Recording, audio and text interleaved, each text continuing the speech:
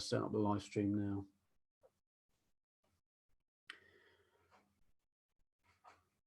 So should be kicking in, and hopefully I'll see that on my phone so I can keep the phone going.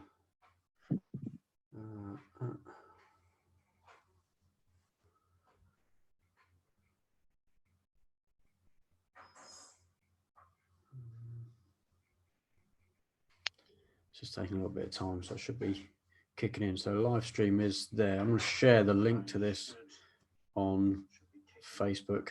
I'll see that on my phone so I can you can hear me talking back. Yeah, okay. Let me mute my. Actually, I don't think I can.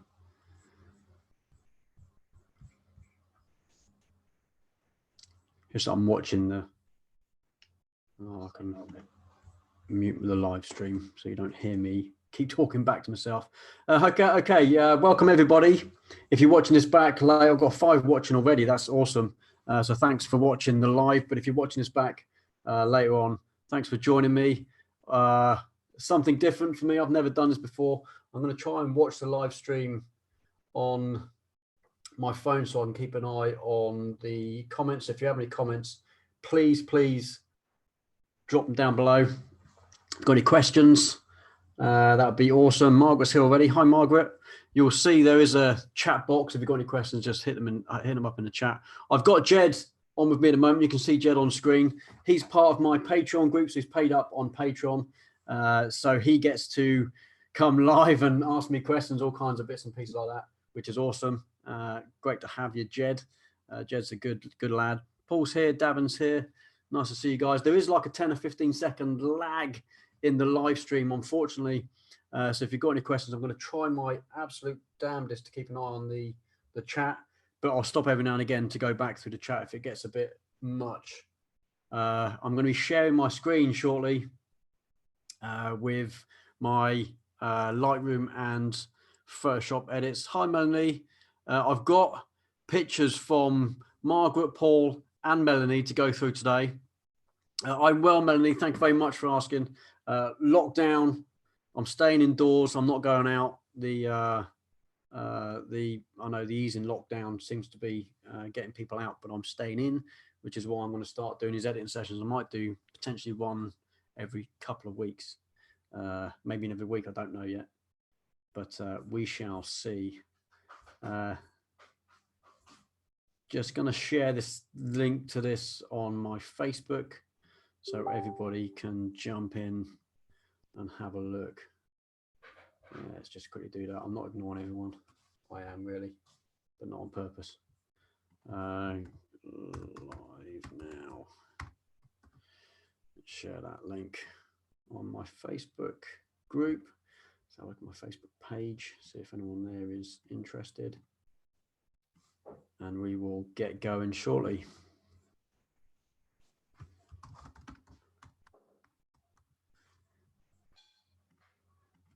Spell properly. Sorry if my keyboard is really loud on the screen. Okay, so Jed's here with me. How are you doing, Jed? Okay? Yeah, I'm good, thanks, Andy. How are you? Yeah, not too bad. How's your photography coming on? Yeah, doing quite a bit of it. Good. You getting out much? Yeah. Been going a bit because I can still work because I've been a gardener. So yeah, it's good. That's good.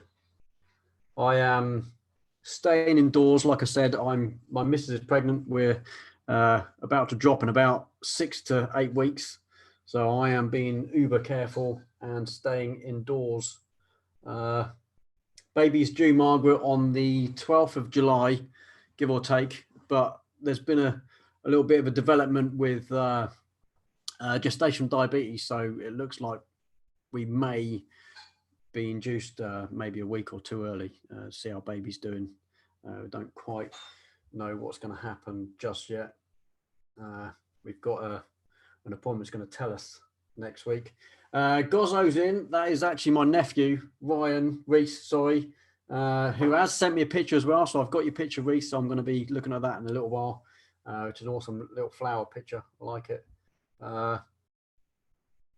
And yeah, so in about 2 minutes, I'm going to see if anyone else pops on. I'm going to be popping back and forth to YouTube. Let's have a look. We have 14 watching. Wow, that's awesome. Nice one. That's fantastic. I've got a range of pictures. If I share my screen now with you, let's go share screen and Lightroom. Share my Lightroom. This is a range of pictures we've got down the bottom now. I'm going to go through a few of them in a second. I just want to show you my Patreon, which is a link just there. I am allowing patrons that have signed up to the silver package and above to join me like Jed is today. The invitation has gone out on my Patreon.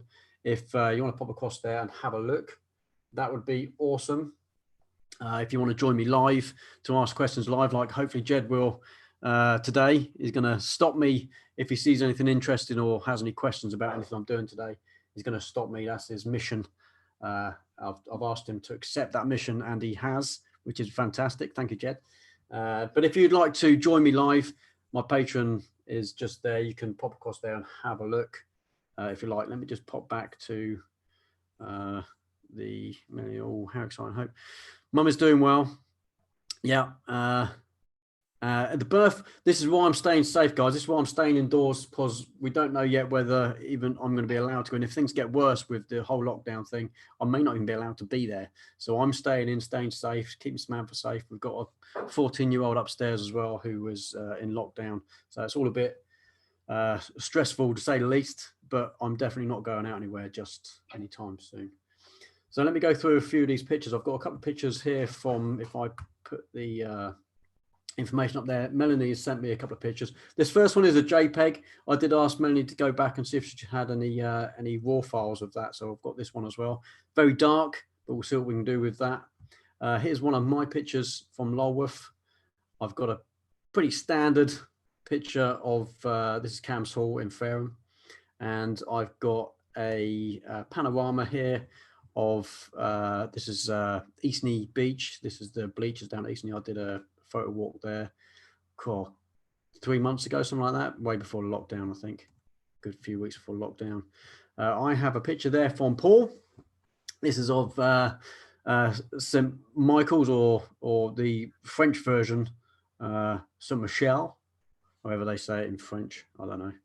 And also from Paul, I have a few exposures of Golden Gate Bridge, which is pretty damn awesome. I've never edited a Golden Gate Bridge image there. If my Lightroom wants to catch up, it's going pretty slow. I've got about 5 million things open with the stream as well. It makes it pretty difficult for it to catch up, but I'm sure it will.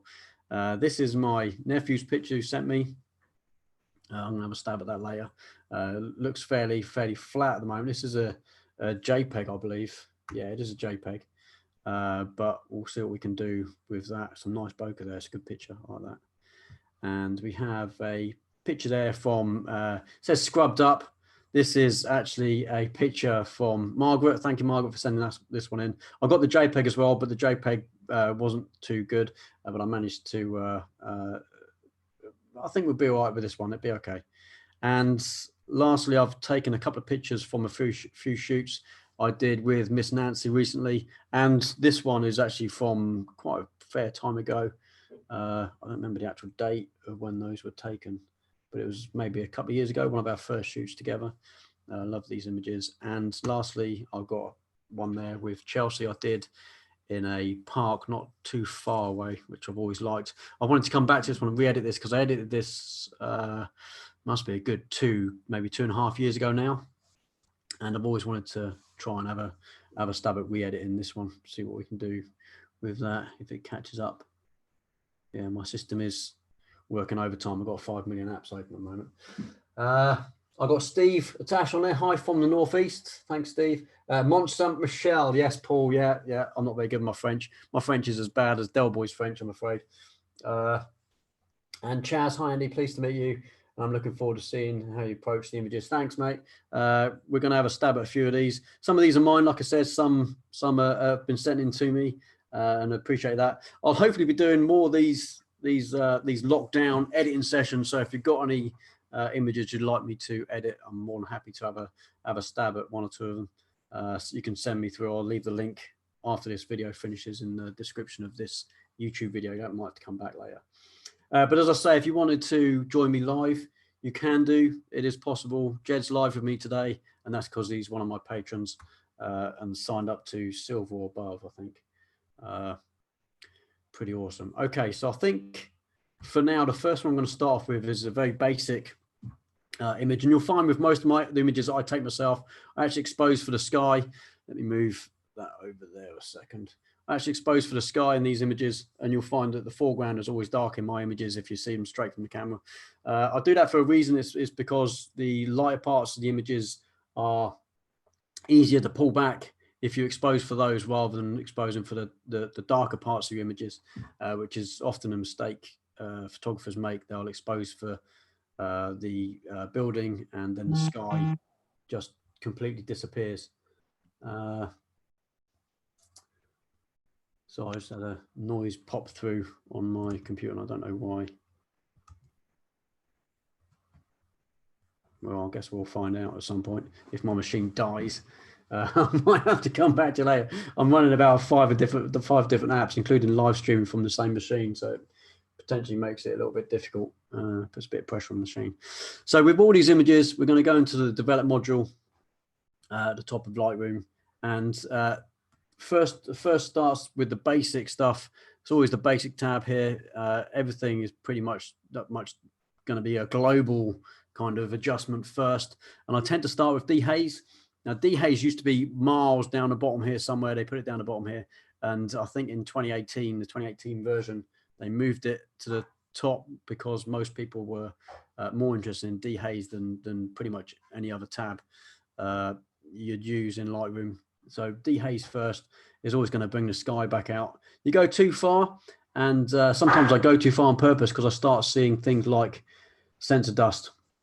So it's a good time to clear up your sensor dust.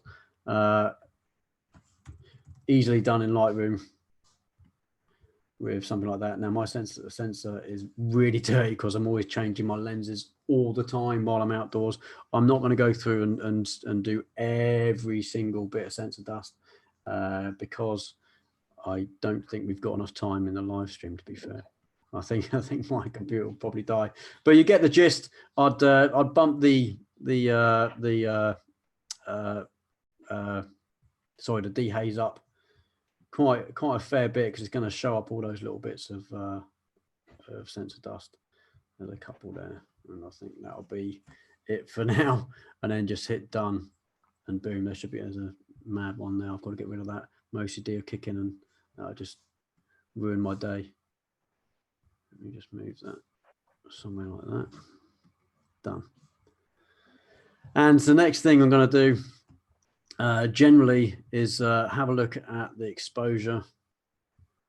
I'm going to see if it needs a little bit more exposure. We can give it just a tad bit more. Highlights I'm going to bring all the way down. That's going to bump that sky, so I'm going to bring dehaze down a little bit more, and then shadows, boom, straight up. And already you've got an image there that you could probably post to social media, and it'd be, you know, fairly good. People probably enjoy looking at that. Ian Bauer, thank you. Greetings to you as well, mate. Thanks for joining me on the live stream. Guys, if you've got any comments, please leave them down below. If you've got any questions, certainly ask as I go through this. And already, just by using a couple of sliders, we've got an image that you could probably present online. I've got to get rid of some more of these bits there. God, I don't know when I took this, but my camera looks like it was in a right state. Look at that, terrible. But I'm constantly swapping lenses while on shoots. Carrying on. Let's have a look at a little bit of contrast, perhaps. Yeah. I'm not worried about the building darkening down. I'm going to show you a little trick that I use to lighten the building and potentially give a little bit of fake, almost vignette. When we look at things like vibrance and saturation, I don't use the saturation much anymore because it tends to ruin my images. So I tend to just mainly use the vibrance and just give it just there. Clarity. Now, there's a big discussion about clarity in landscape pictures because if you go too far, you get this really HDR, horrible looking thing. Often or not, I bring the clarity down in landscapes, smooths out. If I need to do any adjustments locally to anywhere, I can bump the vibrance elsewhere, but it's going to really smooth out the sky. Same with texture. You can add a little bit of texture, but I tend to do that locally with the local adjustments up the top there, rather than the bottom. Sensors. Margaret, yeah, sensors. I'm not sure what that means, I'm afraid. Ralph, how you doing, buddy? Not seen you in a while. Glad you made it. Cheers for popping on the live stream, mate. Hope you're doing all right, wherever you are in the world.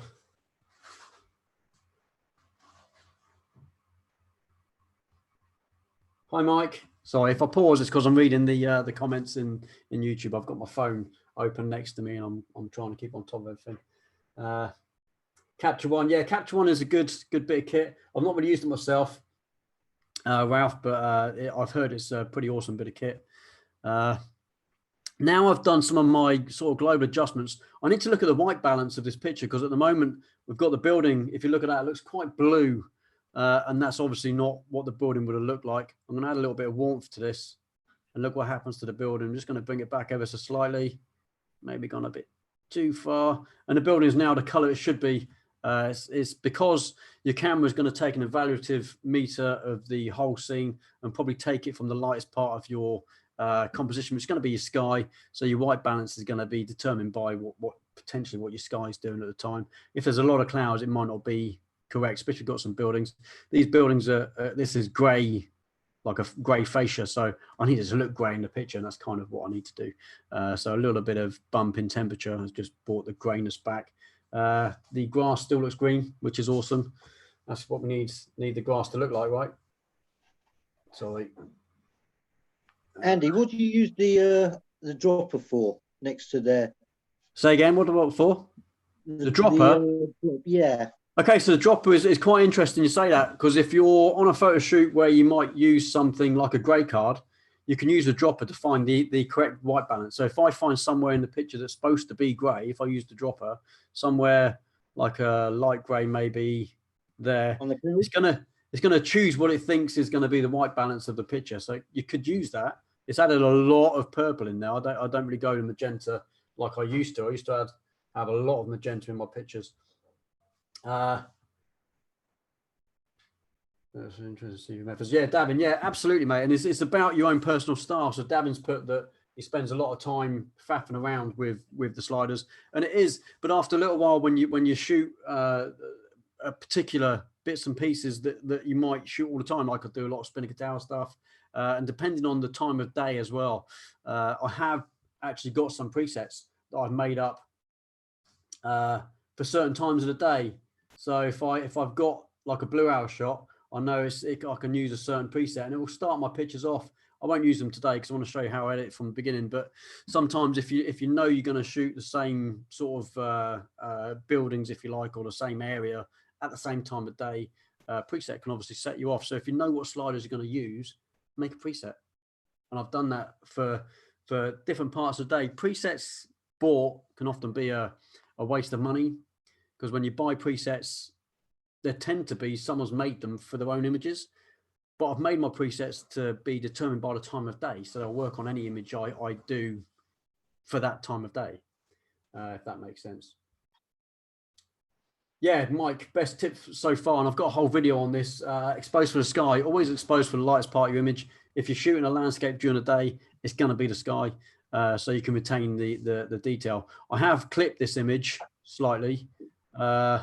Not that you can see it now because I brought it down a bit because I've got a fairly decent sensor, but the top of the building there is clipped ever so slightly. But if I didn't expose for the sky, I would have lost all of this part of the sky there. It would just go. You would never get it back. Capture One's free. Yeah, it's free when you've got Sony stuff, Capture One. Otherwise, I think it's about 40 or 50 quid. It's not really expensive, Capture One. It's supposed to be a good bit of kit. Thanks for that, Ralph. So moving on down, what I tend to do, I've kind of left. I did bring down a magenta in that image, but I've left the temperature where the picker found actually. So have a look again, something like that. Yeah. Just getting rid of too much. See, it's again sliding around. It's all over the place. But you just got to settle on what you think is right for your eyes. Don't forget, I'll be doing some local adjustments to the building a little bit later. Yeah, Chaz, if you've got any questions, mate, about anything, just drop any comments down there, mate. What I tend to do with my tonal curve, I tend to wash out the dark, so the complete blacks are gone, and bring a little bit back. It's personal choice. Not everyone does it. If you want to mess around with certain colors, I could do that from here as well, but I generally don't overdo it with landscapes here anyway. Maybe in Photoshop, if I do anything in Photoshop, I'll do more curved stuff, but here I don't. Hue, saturation, luminance, I don't generally do a whole lot of this. I've got some bits and pieces I do through my presets if I've got a certain time of day. So hue, I don't really mess around with too much unless I want to bump the greens or really bring out the color in the grassy areas. So it hasn't done a whole lot. I don't even know if you can see that on camera. I don't know. Split toning. Yeah, depending on the time of day. Sometimes I'll split tone with some oranges and blues, give it a bit of a film look. So in the highlights, I've got a bit of orange, and in the shadows, a little bit of blues. You see the sky clouds there have gone a little bit orange. Let's turn it off and show you the difference. But again, it's personal choice. Maybe gone a bit too far with the orange. Sharpening, yeah, I do sharpen my images quite a bit, and I do that here, but I also master the sharpening as well by about 50%. And what that tends to do is if you hold down the optional Alt key on your keyboard, it will show you what you're actually sharpening. So the white edges are what's being sharpened. What I don't want to do is sharpen my sky. So what I need to do is take it to a point where the sky is not actually being worked on too much, because I don't want the clouds to be sharpened. And that's what the masking does. I don't tend to worry about radius or detail, and there's no noise reduction required in this image. If I put on the details, what do we have? ISO's at 100, so we know there's going to be absolutely no noise or grain in the image. Let's just come back out of there. Chromatic aberration and enable profile corrections. I tend to do this last, and the reasons why I do this last, because this will make your Lightroom lag completely. Once you start messing around with these, for some reason, it really beefs up. It kind of, I think it makes the file size massive within Lightroom, because you're working on a virtual copy, you're not actually working on the actual image itself.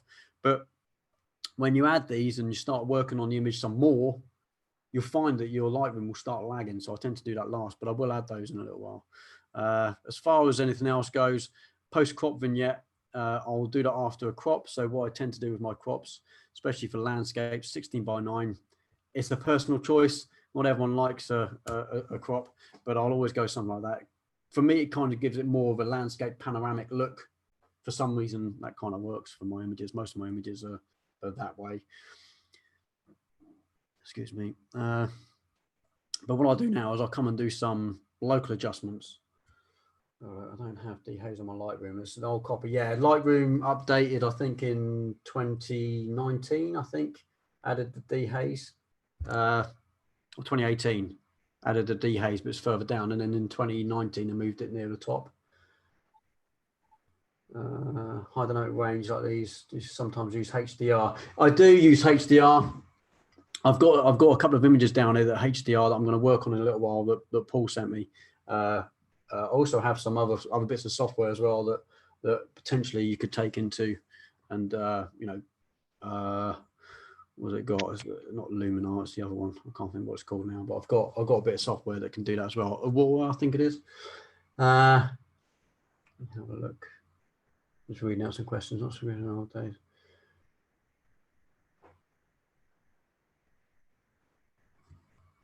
I don't know whether Photoshop level pinch. Yeah, you could kind of mimic dehaze.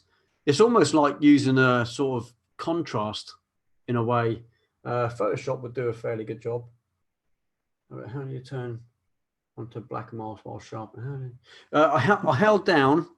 If I go to sharpening again, if with any masking key, if you've got masking there, if you hold down the optional Alt key on your keyboard and move it, it will show you what you're doing.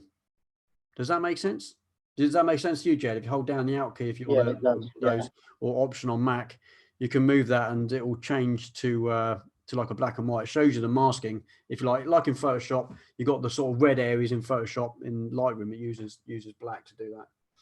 And what else we got? Interesting causing chromatic aberration. So yeah, this is a problem with the chromatic aberration. For some reason, I don't know why it is, but test it out for yourselves. If you add chromatic aberration and enable profile corrections first, you'll find Lightroom starts lagging. Always found that. That's why I try and do it at the end. Yeah, try and do that last if you can. Absolutely. So I'm going to do some local adjustments now. Here we've got the radial filter and the graduate filter, and this is where things get interested because with you got that, Chaz, nice one. With the graduate filter and with the radial filter, you can actually mask out areas as well. So a lot of people don't realize this when they're shooting outdoors with a graduate filter on the front of your lens, if you like. With a sort of soft grad, if I use this as a let's go completely the other direction. And you see it in you'll start seeing a lot of landscape pictures with a soft grad in front of your lens on a landscape shoot. This is what you're going to get. And the problem is, if you haven't got a flat horizon, you've got a building like we've got here, the tops of the buildings are going to start getting darker, and you can't do anything about that after the fact. But the good thing about Lightroom, and I know there's arguments against this, is it's good to get as much as you can in camera, and I completely understand that. But the good thing about Lightroom, it has a masking. It's got luminance masking, so we can actually mask out. And if I hold down the optional Alt key again and show you this again, it's another mask. It'll go black and white, and it will show you what you're masking out. So all I want to do is affect the sky. So if I go right to something like that, it's going to affect a little bit of the building anyway, but not as much. And now we do it. Okay, I've overdone it, but I'm showing you this as an example. I've kind of overdone it a little bit, but it's only really affecting the sky. It's affecting a little bit of the building, but only really affecting the sky. So luminance masking inside Lightroom, in my own personal opinion, the majority of the time, if you've got something in your landscape that's affecting or encroaching into the sky, like often or not, I shoot the Spinnaker Tower.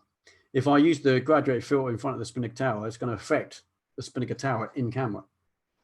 But actually in Lightroom, we can use luminance masking to do a very similar thing and only affect the sky. Does that make sense, Jed? Have I kind of explained that? Yeah, I didn't know anything about that. I'm glad. I've got a whole video on it, to be honest with you.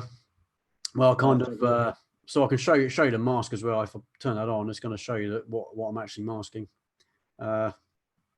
Again, hold down the Alt key. You can actually do that. And similarly, I can just affect the foreground. So if I wanted to go the other way, let's just delete that a second and affect only the foreground. So if I do that and I want to lighten the foreground, I don't lighten it so much. But if I want to lighten the foreground, I'm actually lighting quite a bit of the sky there as well. But I can also mask that out too. If I go the other way, so if I grab that slider there, and don't forget, anything that's white reveals, anything that's black hides. So I'm not affecting the sky there. So if I now turn it off, all I'm doing is affecting the foreground. Same thing. So I've gone a different way on the slider, the other side. So luminance masking can affect your foreground and your sky, or one or just the other. Make sense? Let me delete that because that looks absolutely terrible. So with masking in mind, I am going to just affect the sky. So often or not, what I'll do is I'll use a few filters on the sky itself. So I'll come in from one side. I should probably turn that off. So let's use a bit of dehaze. It's going to darken the sky down. A bit of blue there, maybe a little bit of magenta. And I don't want that to affect the building. Can you see it's affecting half the building too? So let's just take away just a little bit from the building.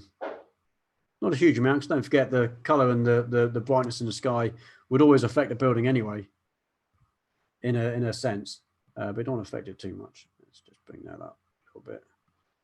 Turn that there, and then what I'm going to do is I'm going to bring one in from the other side. It's going to keep what I had in the last. So if we double click on effect, that'll bring everything back to 0. And I actually want to add a little bit there. there. Personal, again, it won't always be the same. It depends on the picture and your own personal opinion of what you're doing. It's a bit too much. Exposure ever so slightly. A bit yellow. And although they're very subtle, they've added a little bit of dimension into the sky. So one side's got blue, one side's got a bit of yellow. And again, we've added temperature to one side and cool down the other side. Kind of gives it a little bit more dimension in the sky. Not a huge amount, but enough. Again, I'm going to mask. You can probably hear the fans on my laptop whirring away at the moment. It's going to take away a little bit in the building just there. Okay. And from the bottom, just want to add a little bit. Dehaze, a little bit of saturation. Add a little bit of clarity back into the grass. A little bit of texture. Now what I'm going to do is come down to the bottom now I've done that and add a little bit of post crop vignette, not too much. I'm going to feather it a little bit more. Bring the midpoint in. And then come back up to my radial fill. Now this is where it starts getting, you can get as intricate as you want with this. This is where I start making things look a little bit more, add a little bit more dimension to the building. Give it a bit of temperature. Add a few more of these. And then let's do some smaller ones here. Let's make them a bit smaller.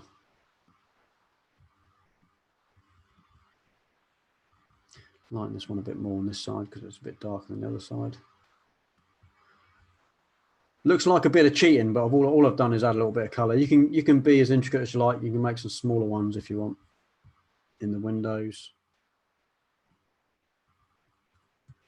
Add them to the windows. You get the idea.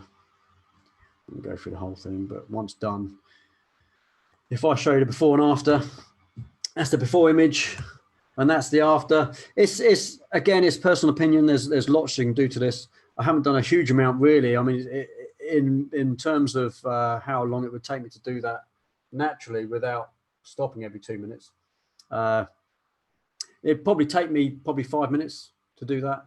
You know, once you get into the swing of things. If just check the.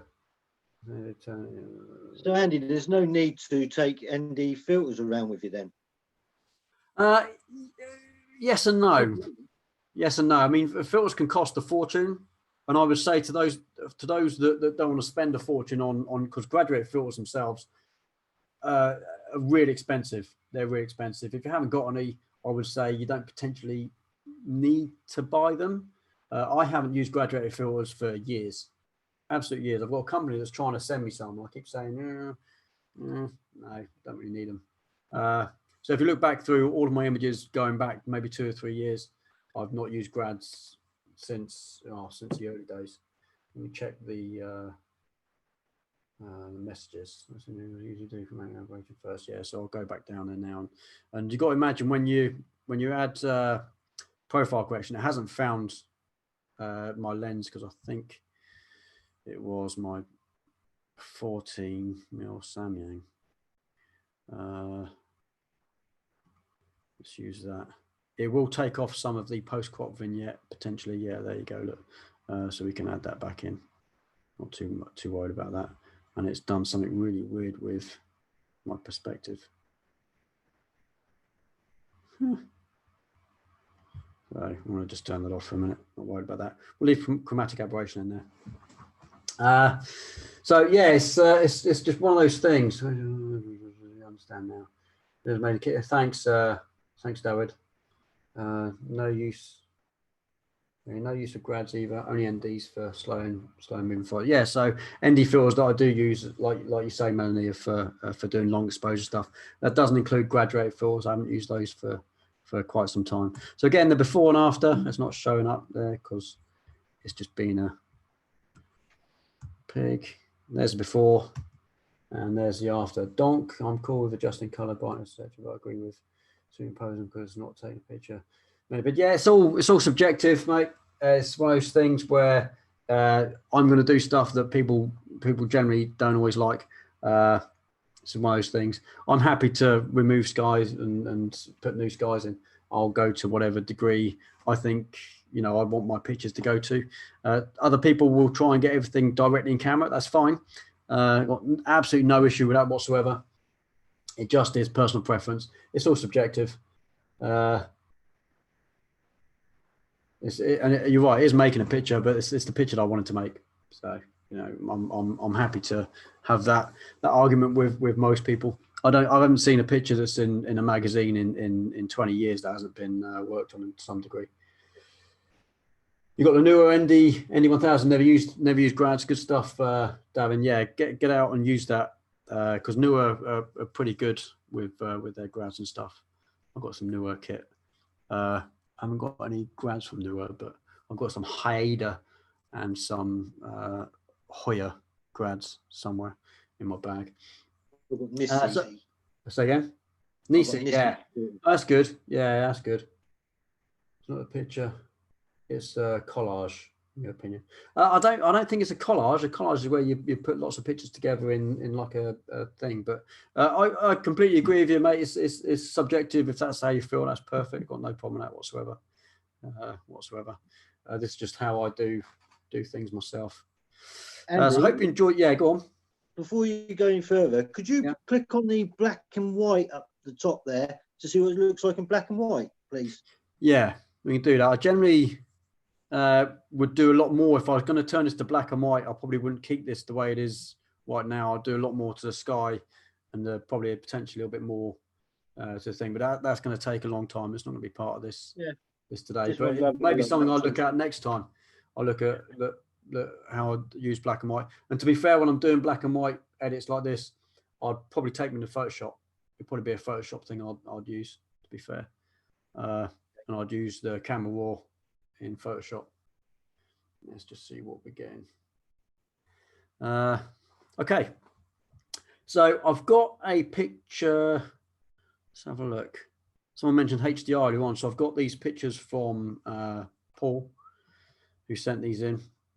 I think the file size of these must be fairly big, unless I'm mistaken. They're JPEG, so I don't know whether they're Paul. They're JPEG. I didn't even look. They're teeny, mate. I'm not going to be able to use those. Didn't even think to check. I should have checked, mate. If you have, Paul, if you've got the raw files of those, send them to me and I'll work on them next time. Let's look at Paul's. This is one of Paul's pictures. This is a JPEG from Paul. This is Mont Saint Michael. I'm going to say Mont Saint Michael because I'm not very good with French.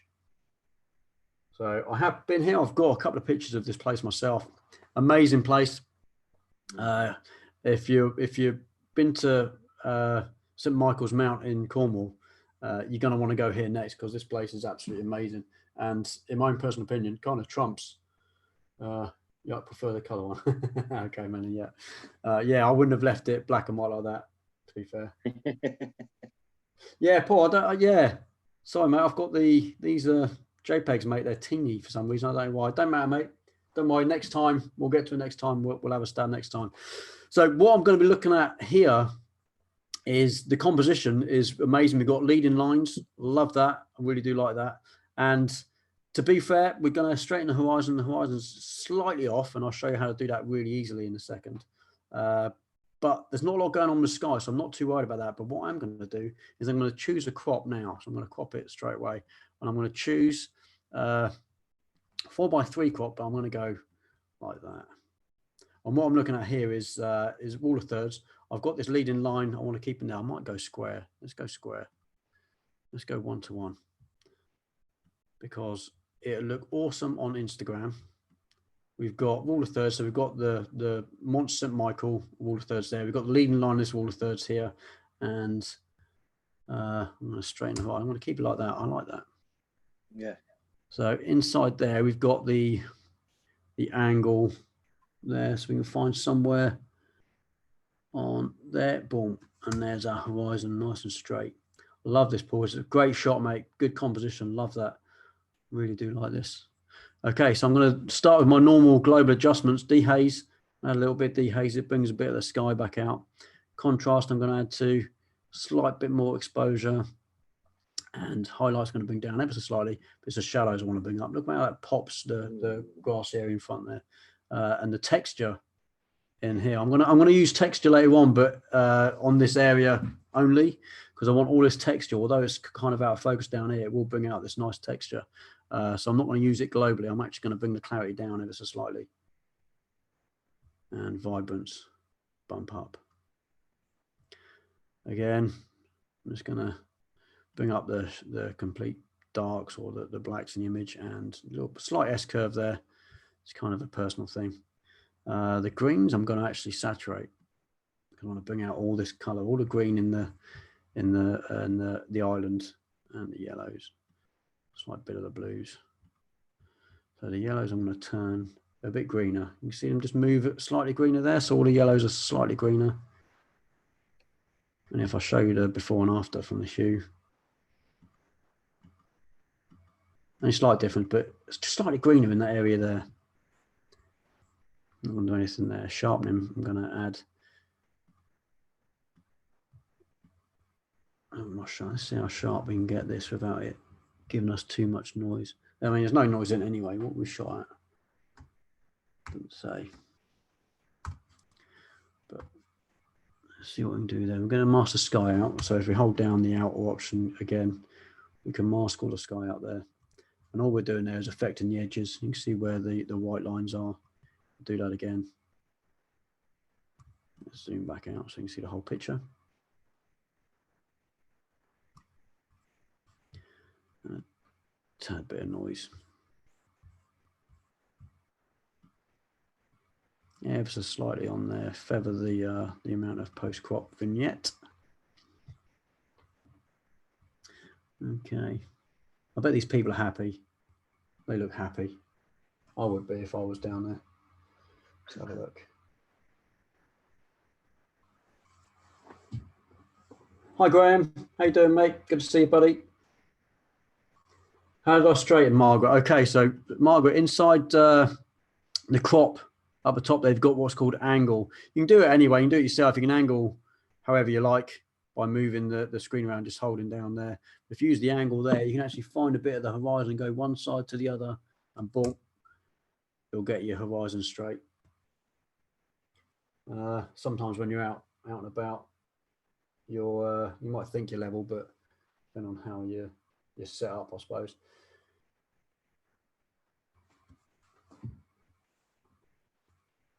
Okay, let's have a look.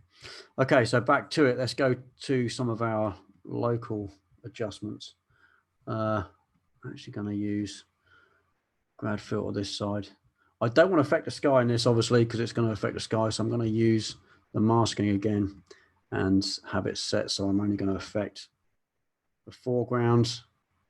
You see, only stuff that's turns up white when you mask it will be affected. Anything that's black, which is now not affecting the sky. So if you do that, you can kind of see what it's going to affect.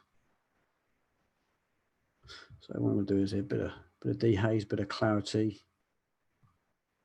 bit of texture.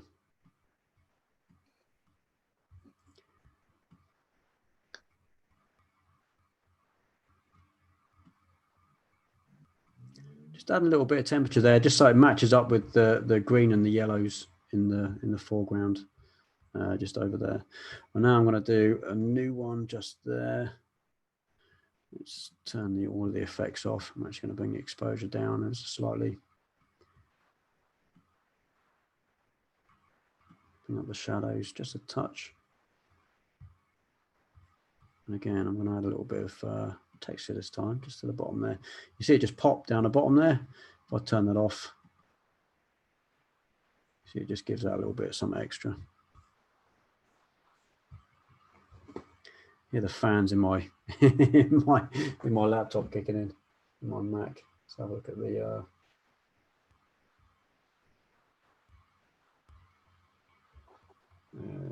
tar. Okay. Yeah. Okay. Let's add one for the sky. Again, I don't want to affect the foreground, so I'm going to mask it out. It can affect a few of the buildings up there because, well, they're kind of in the sky, so I'm sure that whatever color's going on in the sky is going to affect the castle. Castle, is it a castle or abbey? I don't even know what it is. Looks like a castle. We'll go with that. Bring the texture down in the sky. If you go too far, you're just going to have a washed out look. We don't really want that, but just ever so slightly.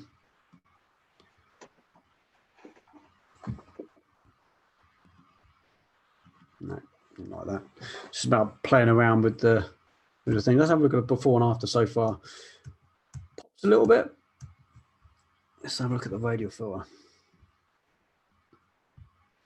Way too much. I'm going to brighten that ever so slightly. I'm going to lead the eye into the castle. Jed, what would you call it? What's that? Castle? Is it a castle or is it an abbey? What is it? It's more like an abbey. The abbey. Abbey. Yeah, it's abbey. Go with that. Yeah, Paul. Yeah, it's very. If there's getting logged down from Pompey car. Port. Yeah, you can get there fairly easily.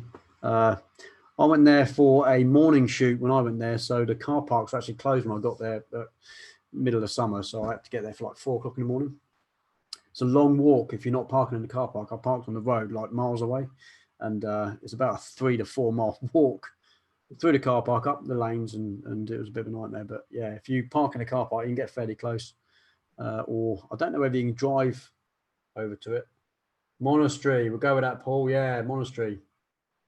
Jed. Yeah. Yeah, monastery, mate. Yeah, monastery. Saturate that a little bit. Okay, and the same with this. I can actually mask out the sky a little bit, not too much, because I don't want to give the monastery some kind of halo effect. If you like, it would do that, but we can mask it out ever so slightly. Right, mask the sky out just ever so slightly. So whatever we do here doesn't affect too much of the sky. You can go on a bus, can you? Okay. It's an abbey. Oh, we've got conflicting views here. Some saying, yeah, some saying it's an abbey. Paul's adamant that it's a monastery. You know what? Abbey, monastery, are they the same thing? I don't know. I'm not a very religious person. But for a simple, quick edit on a JPEG image, we've not lost any quality as well. If we zoom right in, if I go to the top here, let's have a look at the zoom in right in there. We've sharpened, see the before and after, given it a bit of color, bit of grassy area. It's not probably the best time of year for the foreground, but yeah, I love the composition of this. Paul's done really well, I think, on with the sort of leading lines, and we've added a sort of mock rule of thirds, if you like, by cropping down into a square crop. That'd be the way I'd go with that one, I think, and just giving a bit of color in the sky. Not really done. Great image. Yeah, absolutely. Not really done too much, but just giving a little bit of definition to the clouds. And from the original, I think that's pretty good. Paul, I hope you're happy with that, mate. I'm sure you've done a superb job yourself in editing that. There's a bus from the car park. Yeah. I wish I got there a little bit later. I probably would have used the bus. I was knackered walking back. It's quite a long way back, but you've got some nice images. It's a really nice place. It's an abbey, lol. Okay. Oh, Paul's backtrack now. Look, it's saying it's an abbey. Just stuck to your guns on. So yeah, love that. Awesome. So I'm going to show you a panorama I did. I have edited this before, but these are the unedited images that I'm going to start from scratch. That's great now. I should say even better now. Thanks. This was on a photo walk. You see, we've got some guys and girls down there that I was on a few months ago before lockdown. Love this place for sunrise. I don't think this is just before sunrise, but you can see the color in the sky is absolutely fantastic. And these are straight from camera. Again, guys, I've actually exposed for the sky. At this time of day, the sky is still good. Cheers, Reese. Looks great. The sky is what I exposed for, and you can see that all this down here is pitch black. We're going to make sure spot on my version of Instagram and website. Okay, good stuff, Paul. Nice work, mate. So yeah, so exposed for the sky. Obviously, with a panorama, I've shot eight shots there, and I've kept at least 30% of the next shot in the previous shot, if that makes sense. So kind of, you know, trying to be as steady as possible on a tripod. Trying to keep the horizon straight, because what you'll often find is if your pictures aren't straight, when you put them together, you do get a wonky horizon, which is sometimes easy to fix in Lightroom, but often not. You might have to take it through the Photoshop. You featured both from Castle and the Priory. Okay, we're Googling that now. Awesome. Brilliant.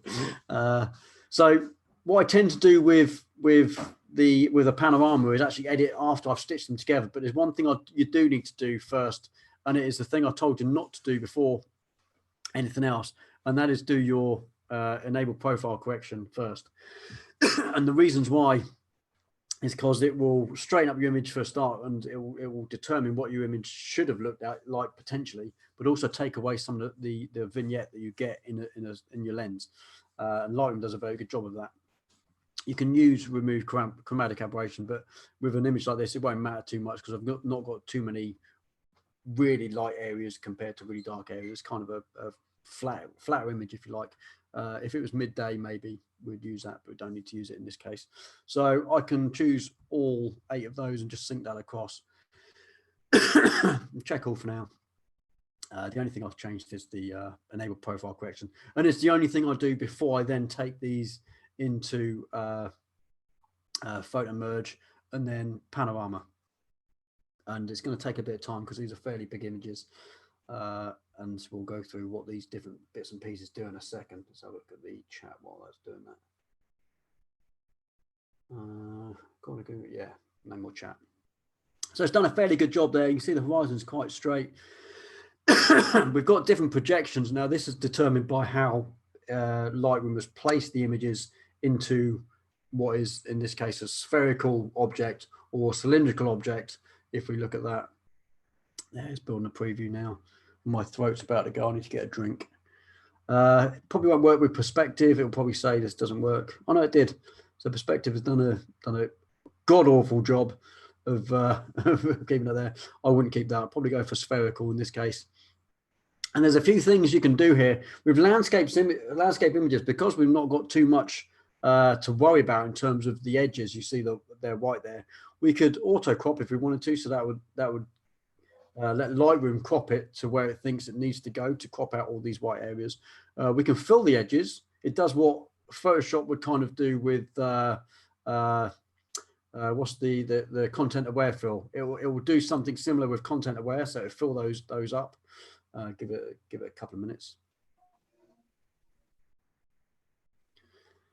and then it's filled it up. And because we've not got too much detail on these edges there, we could probably leave it like that. There's a few other things you could do with it. You could use boundary warp. Now what this will do is this will warp all the edges, push them into the edges, so we get a similar sort of thing. But what you probably find with boundary warp, if you're using like a seascape, is that sometimes the edges it will bring up depending on whether your horizon was center, above, or below your current horizon. If it was above, it might pull the edges up slightly. So I don't tend to use boundary warp. I would probably fill the edges, because then you're just going to fill the edges. It's not going to worry too much. If you had a lot of detail around the edges, you might not be able to do that, because it would do what sometimes content aware does in Photoshop, is add elements that you might not potentially want there. But in an image like this, which is fairly clear on the edges, it does a good job of adding in some more stones. It does a good job of adding in a little bit more sky. Bingo. And we'll just merge those images. It might take a couple of seconds to do.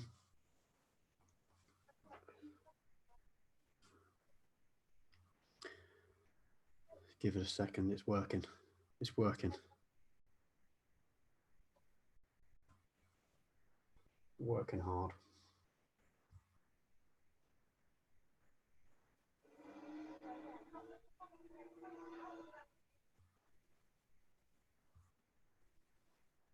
While it's doing that, quick shout out to my Patreon again. If you want to join me next time live like Jed has, you can go over to my Patreon channel, sign up for I think it's the silver or above tier, and you'll be able to join me next time live. And you get to abuse me live on Zoom. Thankfully, Jed is awesome, hasn't abused me once today, which is brilliant.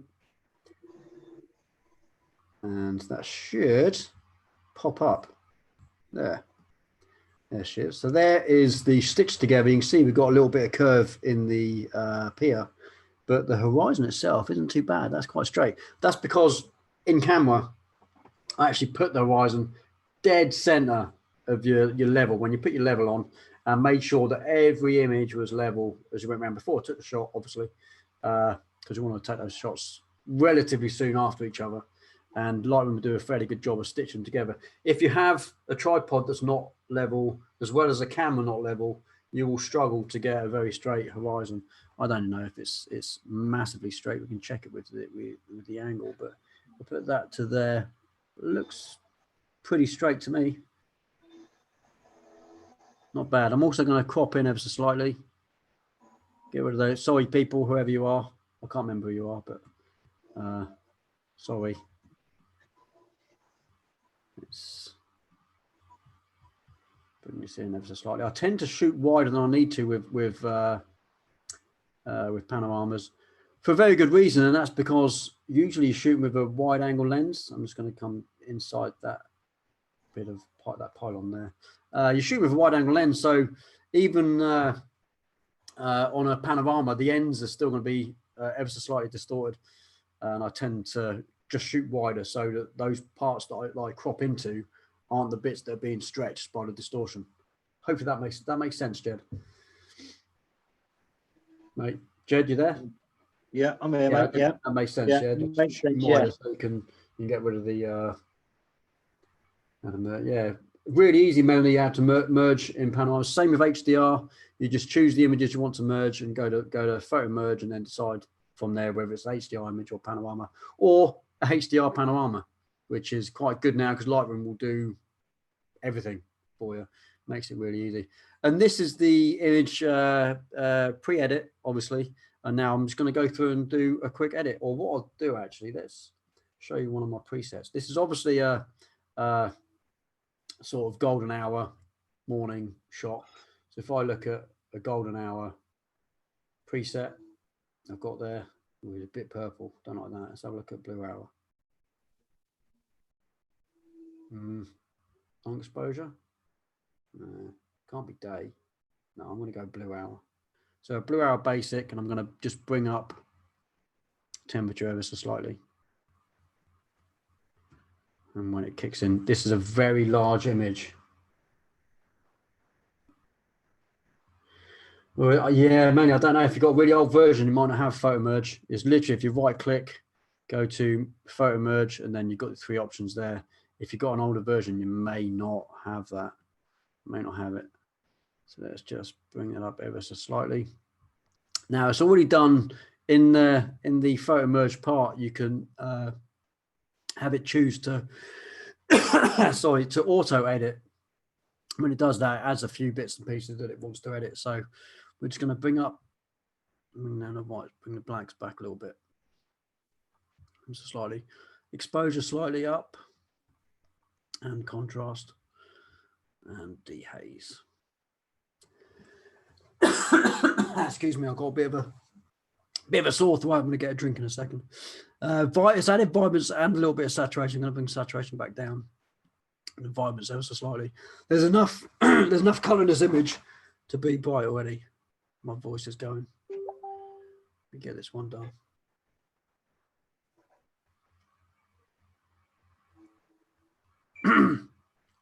Yeah, Paul, if you emailed them, Google would have converted them to JPEG. I'll find a way to maybe Dropbox for next time, mate. Just quickly going through an edit. You'll see that my presets down there, they do mess around with hue, saturation, and luminance ever so slightly, but it's very minimal. Very minimal. Sharpening is done. Noise is done. And let's add a bit of post-crop vignette. Let's feather that. Yeah, Melanie, I'll get through this one. I'll have a quick 2-minute break. I'll just grab a drink in a second. In fact, I've got a drink somewhere. I think it's in my living room. Yeah, that's a good point, Graham. Normally I would do portrait for this, but I was more trying to get. There wasn't too much going on with the sky up here. So Graham said when I'm doing a panorama, a lot of time I'll take them in portrait mode, so rather than landscape mode. If I was determined to get more sky, I think I probably would have done that, Graham. But in this case, there's not a lot going on in front of me, apart from there'd be a little bit more shingle, and there's nothing going on with the sky up here. The reasons why I did it in landscape in this case was because there's more going on with the sunset. I just wanted to focus on that. So taking 8 images in landscape mode was better than probably taking 15 or 16 in portrait, though I would have cropped down anyway. I don't need a lot of that sky. I would have cropped it all out, mate. And certainly the foreground, there's not a lot of interest in the foreground. Maybe if I got a bit lower to the ground and maybe got closer to maybe some of these rocks like some other people were doing, I may have done that just to get more detail in the foreground. But in this case, I didn't need to, mate. But it's a good point. Let's have a look at our local adjustments. So I'm going to do something a bit weird here that people might not potentially like me doing, but this is something that I do, so I'm going to show you. So I'm going to do a massive radial filter in there, and I'm going to add a little bit of color.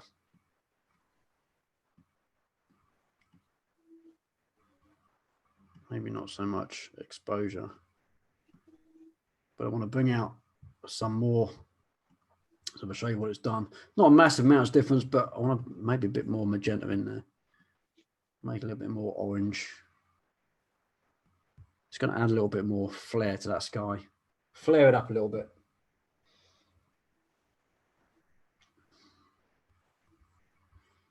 And you could, if it was affecting the peer a lot, I could use the range mask again, but I don't think it's going to do a huge amount there. Let's dehaze. We love a bit of dehaze. Awesome. And what I'm really going to do now is do a graduated filter and bring exposure down in the foreground, and add one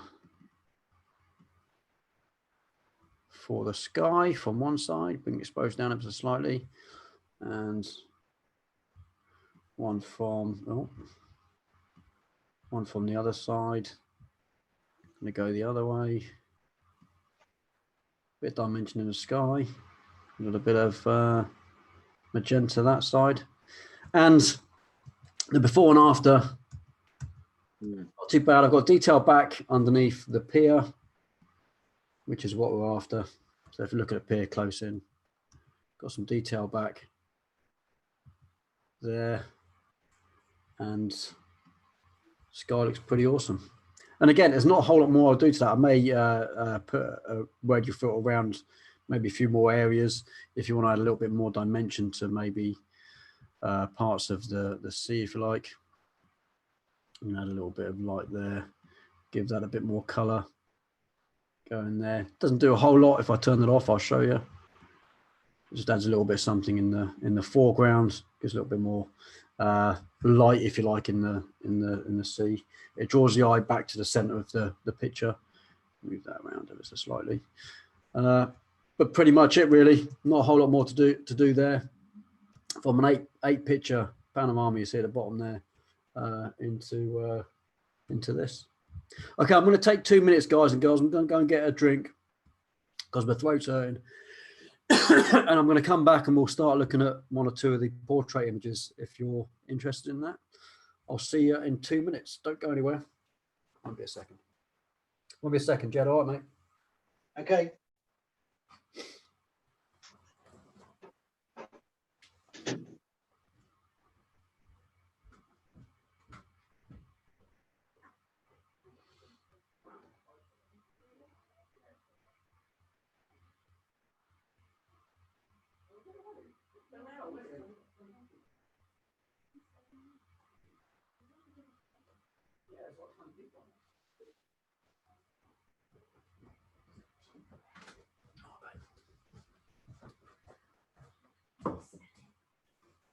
I smell the bread. The missus is baking bread.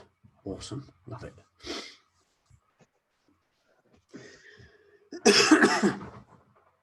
So we got 18 watching. Nice. We've been live for 64 minutes. It's gone really quick. How many pictures have we done? 1, 2, 3 pictures. Oh my God, I thought I'd be through quite a few more of that by now. Okay. Andy, do you Yes, ever mate. change the skies? Swap the skies? Yeah, I do. I know it's not a favourite of everyone, but the only reason I say is because the first picture you edited, and then I saw you had one there of someone done the Milky Way. Yeah, I've got a Milky Way down there. And I don't know what that was sort of like over the over that sort of first image you did. That was all. I was just thinking of that. Oh, you mean my Milky Way that I did recently? Yeah. Wow, yeah, I took that image last year. And I've been working on that a lot. I haven't got time to work on this Milky Way like I did with that. Melanie, I'm going to do this one. Don't mind, Melanie. I'm going to get around to it. Yeah, I'm looking for a workshop that when you're going to do that on Milky Ways. I'm desperate to do one of them. Milky Way can be tricky to shoot, which I think Manny's done really well there. My Lightroom's just crashed. So we've stopped screen sharing because my Lightroom just crashed. Sorry guys, won't be a sec. Do you have a time limit for a picture? At what point you throw a picture away? I don't throw any pictures away, to be fair. I've got to say, I've got loads and loads of stuff that I've got on different. So I'm just trying to get my Lightroom back open on different exterior SD cards and stuff all over the place and hard drives. I've got hard drives sat on my desk here that go back 6, 7, 8 years. I keep all my wedding pictures, although I tell people that I'll give them a year worth of free storage. But in essence, I haven't thrown any pictures away. I don't know whether it's just me or it just is what it is. Do you edit everyone though, Andy? Do I edit everyone? No. My edits are pictures. It's like I mean, I go out shooting all the time, and I don't upload to my Facebook or my Instagram as much as I'd like to. It's mainly because I'm not putting up images that I don't want to put up. Does that make sense? So from a shoot, I may get one image. I generally, my personal view is that when I'm thinking about doing a shoot, it's to get one composition. I'm not one of those photographers that go pick up my camera and just walk around town and take millions of images. I'm not saying there's anything wrong with that at all. I think that's brilliant that there's photographers that can do that. But I tend to research and look at one location, one composition. And if I go out and get that picture, great. If I don't get the picture, I generally won't even edit it or won't put it up. But I'll keep the images.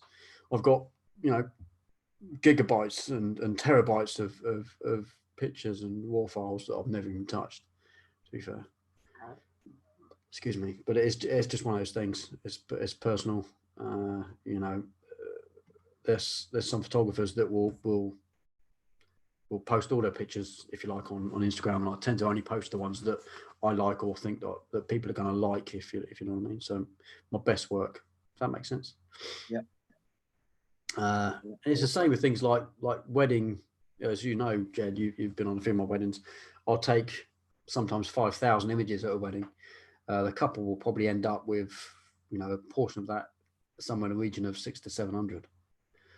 So, where you throw away your repetition images and, you choose the best out of a set, if you like, or you choose, you'll maybe discard ones that potentially don't quite make the grade.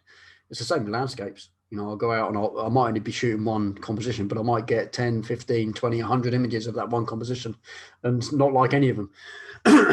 So sometimes it's just the way that happens. Well, let's try and share my screen again. Let's get back. That's a good thing about digital, though, isn't it? Yeah, absolutely.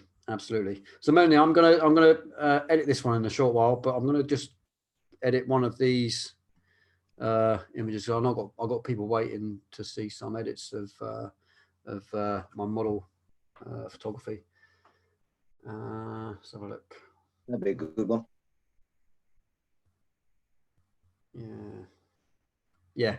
So I'll edit this one. This is straight from camera, and to be honest, there's not really a whole lot wrong with this picture already. I wouldn't really need to do a massive amount, if you like, to this picture. There's a few bits of it that I don't like. I mean, I love the composition's nice. It was with a really nice lens. Let's see what info we got there. The lens, it was my 70-200, yeah, which is always going to have a nice bokeh, nice background blur. And this was in Fareham High Street. This is one of the first shoots I did with Miss Nancy. She's an awesome model. I work with a lot. And there's a few bits. I mean, I love the pose. And she posed herself for these. I did kind of crop off the elbow slightly there, which is not a major problem for me, but I like to keep, you know, joint elements in an image if it's in, or take it out completely. But there's parts of this I don't like. I don't like this underarm part there. This whole part there might be something I would remove. And there's a few blemishes on the face that I'd remove. I don't do a lot of skin blurring and stuff like that. Sometimes I will, but in this case, if the you must have been very close to.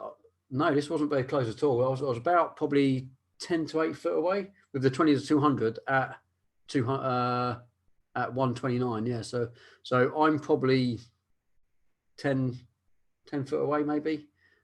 I think there's a post box or something I was leant against. Yeah, thanks, Davin. I got a few from this shoot that I absolutely loved. The shoot was brilliant. I turned up to the shoot and didn't have an SD card. I had to run to Asda and buy a new SD card because I was in a rush. But I had Samantha was helping out on this shoot. I also had Roy as holding my lights and stuff because I use my Godox 600 watt light down Fairham High Street. We got a lot of attention, to be fair, and you would if you use a model in the middle of the high street. And it was, I can't even remember the date, but it would have been kind of late summer, I think. So we're talking probably 6:30, 7 o'clock in the evening. So it was fairly busy. It was on a Saturday, so it was always going to be a bit busy. But you know, you're going to find a bit of attention if you do these kind of shoots. This was with my 85mm. This other image, which I absolutely love. My 85mm is a go-to lens for me. Yeah, it is a good amount of background blur, Paul. I love getting a bit of bokeh. And obviously you can see she's lit from my camera right, if you like, with the sun as a rim light, because the sun is just shining straight down Fareham High Street, which is pretty awesome. Same with this shot here. The sun is in the background, although you can't see it. So it's lit pretty well. So what I'm going to do is I'm going to do a basic Lightroom edit and then take this into Photoshop and show you what I generally do in Photoshop in terms of color grading, that kind of stuff with model shoots.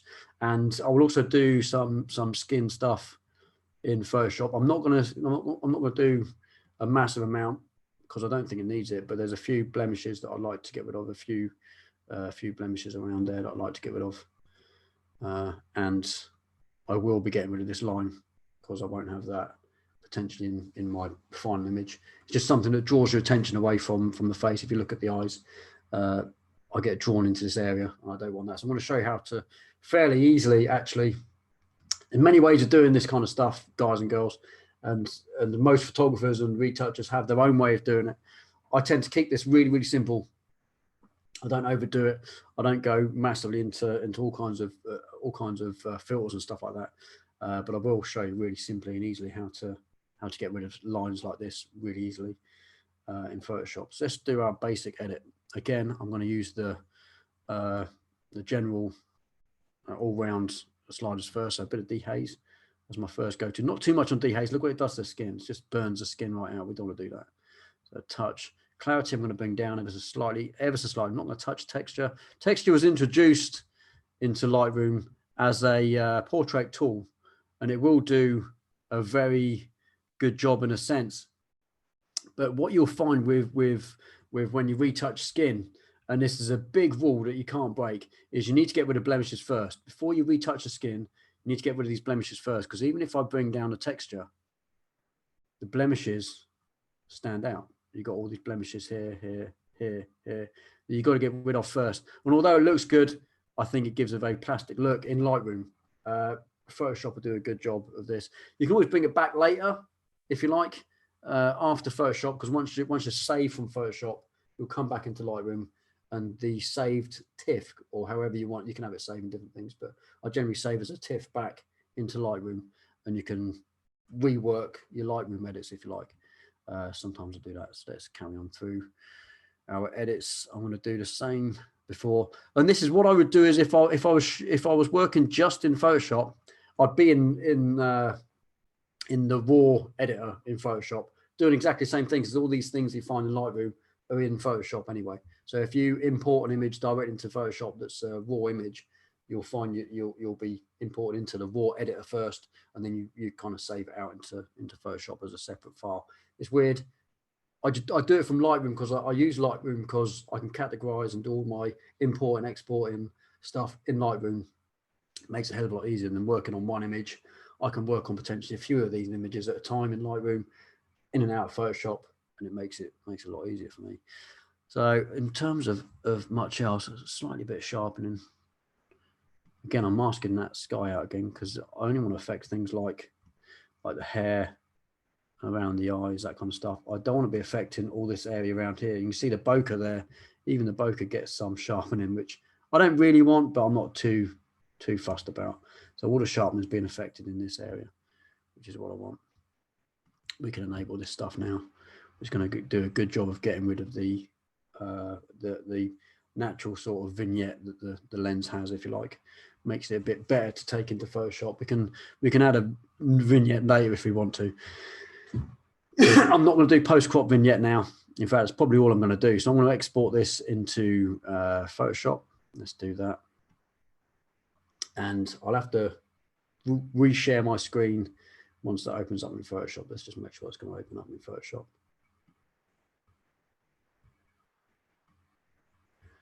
All right, let's new share Photoshop. So you should now be seeing Photoshop. You see Photoshop, Jed? Yeah, I can. Good. Okay. Now, I probably should have had all this sorted earlier, but what am I losing there? I want to see my...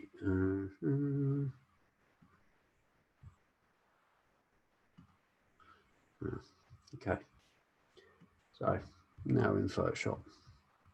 Okay, there's a few things we're going to do here. The first thing we're going to do is try and work a little bit or as non-destructively as possible. So I'm going to Control J. It's going to add me a second layer. It's just going to copy the background layer.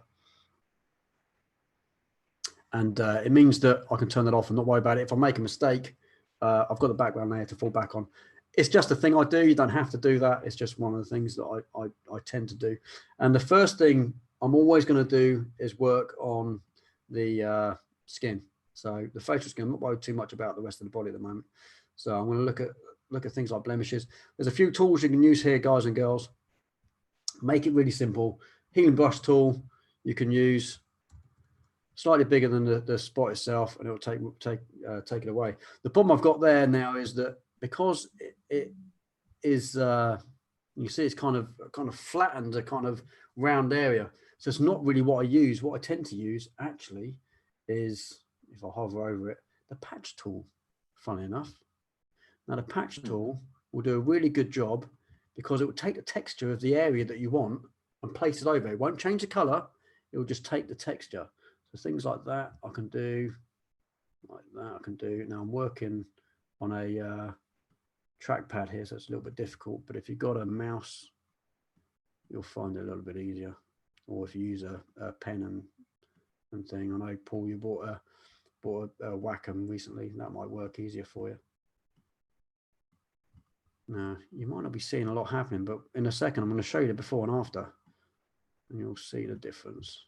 Just a few of the blemishes. Now you've got all things like these little small hairs down here. Sometimes you might want to go to the nth degree and do all of those kind of things. Not worried about that today. Certainly safe. Yes, absolutely. Keep it safe. Try and work non-destructively if you can. You can even work on these on a whole separate layer if you wanted to. I'm not worried too much because I've already created a second layer for it. Now you see I'm choosing from areas that have the same kind of texture as the area I'm removing, if you like. If I take, for instance, something from here and try and replace it with something like that, it's going to add the wrong texture. See that there? It's just the wrong texture. So you kind of need to take from an area close by. And we just keep that like that. I've always preferred the patch tool. Actually, there was a time when I used to use the healing brush tool. You can use the healing brush tool. I use the spot healing is the one that you want to use, but healing brush, you would then choose an area which you're going to then heal over with. But I stopped using that a few years ago. The patch tool is what I rather use now. Some would say don't get rid of too many of the natural blemishes, if you like, the sort of freckles, that kind of stuff. Yeah, try and keep areas that you think like a natural rather than an unnatural, like a spot blemish or anything like that. You got little lines down here. We can get rid of those if you really wanted to. So Andy, you just doing the ring around it and it's finding its own space, or you? I'm ringing around in it, then I'm dragging it. So I ring around, then hold down and drag it to another area. So I ring around the area that I want to change and then drag that area to somewhere that I want to change it to. Does that make sense? And it's just, you just got to think about a texture. It won't change the color. It will just use the texture of the new area. So you need to obviously choose an area that doesn't have a blemish. Otherwise you'll choose a blemish to replace it with. That makes sense. That makes sense. Yeah. Yes, I'm literally just dragging. I'm just choosing an area and dragging. Because I haven't used that tool before, so that's what. Yeah, it takes a little bit of getting used to, and I'm going to use the patch tool down here as well, to be honest. So I'm going to take this whole area here, and I'm going to replace it with something like that. And you see it's added a little bit of a lighter area there, so we can just use that and just move it over. And if you keep moving it like that to an area, it will choose that area there. I'm going to show you the before and after in a second, so you see what I mean. But you can choose massive areas. All I'm doing is moving the area to an area close by. Obviously, I don't want to choose an area that's not going to be suitable. And this is where the magic of this sort of comes in, if you like. So you can choose this whole bit there. And just move that to there. I'm trying to keep the shadow kind of the same, if you like. So it's got a bit of shadow there, so we know it's under the arm. I don't want to take out too much, otherwise it won't look realistic.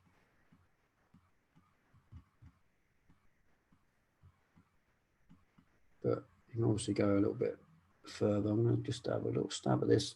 Now, tattoos, it makes it a bit difficult. Also, the content aware move tool. Yeah, you could use the content aware tool, but I find it's a bit tricky and it's a bit long-winded. This is a very quick option. If I zoom out ever so slightly, and if you didn't know, you didn't know. But if I turn that off, the difference, massive. But I've kept some of the shadow in there, so it kind of looks like there's shadow there. If we take a look at the face, turn it off, and you see the blemishes popping back in there. It's not massively different, but makes a huge amount of difference. And not that Miss Nancy's got a lot of blemishes. In fact, her makeup is generally spot on every time. And that's often a good way to go. Make sure that your models have got a good amount of makeup on, and you will find that you won't have to do a whole lot. I'm not going to do anything more to the skin because I don't think it needs it. And I've kind of done that a bit more than I normally would do, just to show you what you can do with the healing patch tool.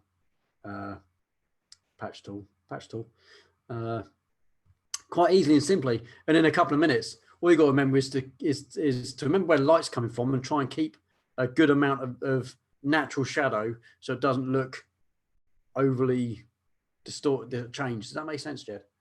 Yeah. It's just got to make sure that it is what it is, and you don't overdo it. So there's not a huge amount more I'm going to do to the skin there. I'm now going to start looking at things like color grading, because color grading is quite a big thing for me in my edits. So I generally use the curves. And I use curves in a way that is, let's try and put that somewhere up here. No, messed that right up, look. Let's go back to layers. There. Put it down here maybe. There. So I generally use curves in a similar kind of fashion that I would use curves in Lightroom. So, but a good thing about using it in Photoshop is that you can mask it in certain areas. So I can do things like dodge and burn with curves.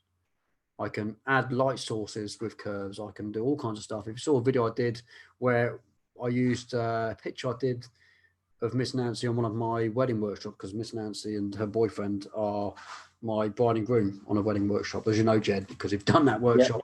Yeah.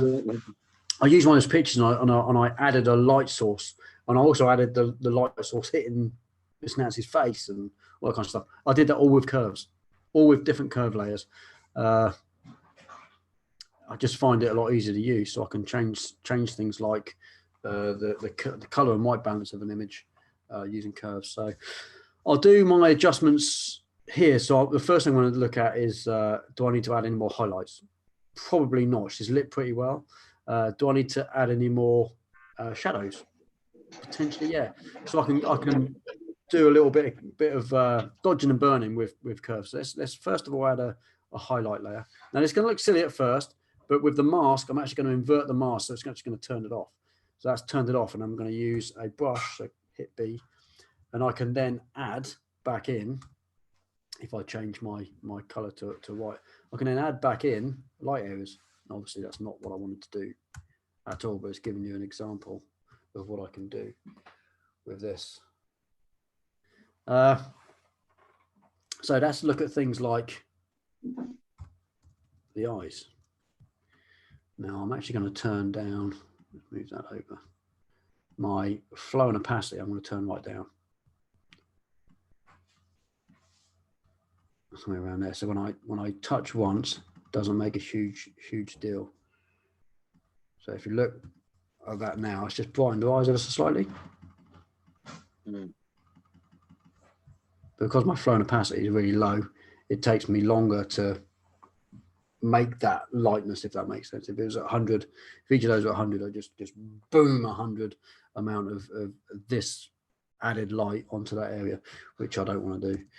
So I'm just going to go through the image and add a few areas where I think it can do with a little bit of highlights.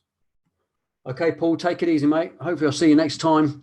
We'll try and work out a way of getting those images over and they not be JPEG. Take it easy. So I'm just adding some highlighted areas that you can't really notice until I'll show in a second of before and after. Does it do the same sort of thing, Andy, as dodging and burning? Yeah, this is my dodging and burning technique. I've got another technique which I'm going to show you on the other image in a minute, which is another easy way. That's using a 50% grey layer and masking that and stuff, and I'll show you how to do that in a second. But this is just one way I add highlights and shadows to a model, just to give it a bit of an added look. What have I done there? Let's turn that opacity down a bit.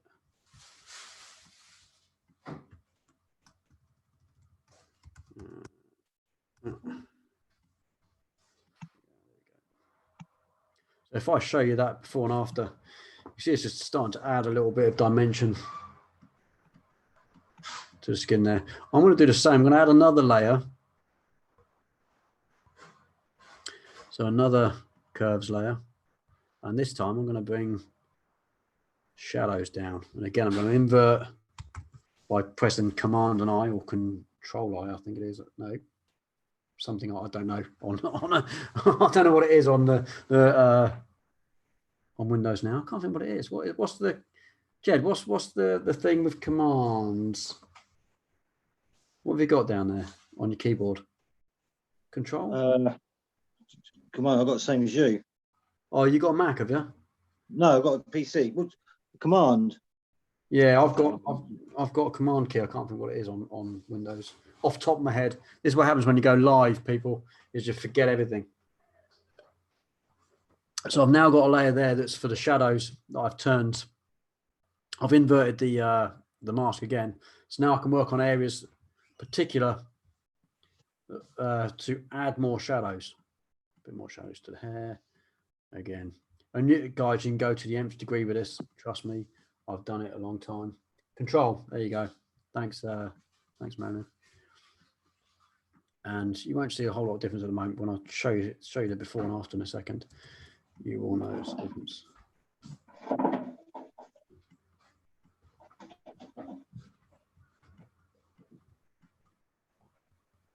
Control, yeah. Okay. Okay, so if I show you before and after on that one, a bit more dimension to the image there. See that, Jed? Yeah. A little bit more darkness in there. Just going to highlight the face a little bit more.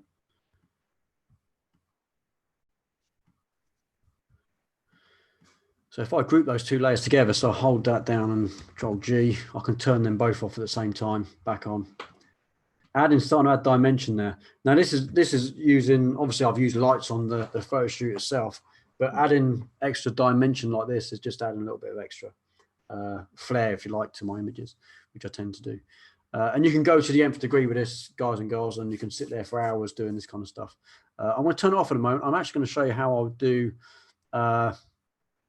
dodging and burning a slightly different way, if I can remember how to do it. It's been a while because I don't do it that often, but if I go to edit fill 50% gray and I turn that layer to overlay, you see it doesn't actually do anything if it's in overlay, because 50% gray affects the lights and darks at that midpoint range where it won't do anything.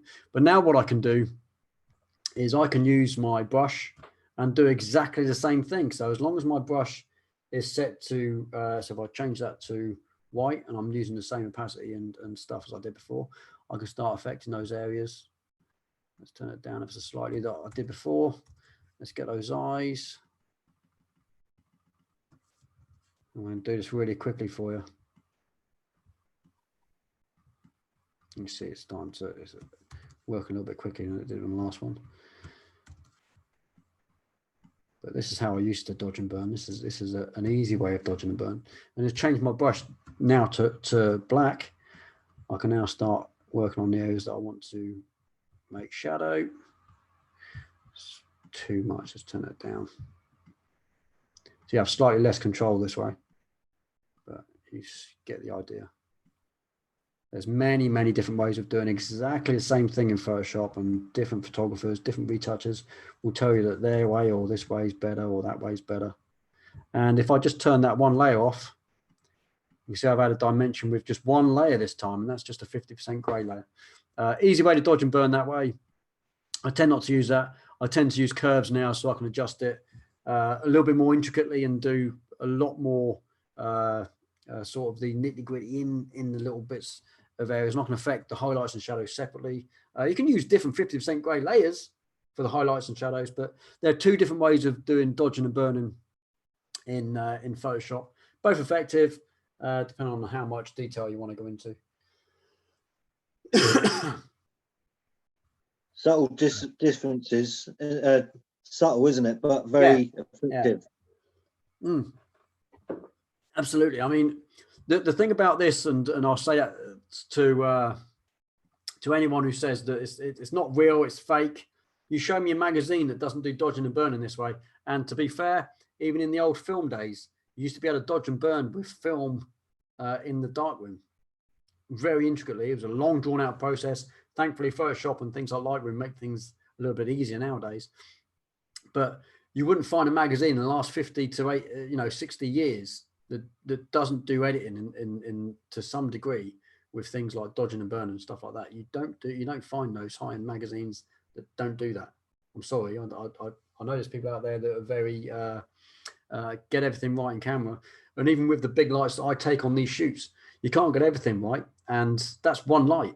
What I'm doing here is adding light sources to add slightly bit more dynamic sort of dimension to the body and skin, and I can highlight areas that draw the eye in, like the eyes. I can make the eyes slightly whiter just by doing this, just by dodging the eyes slightly.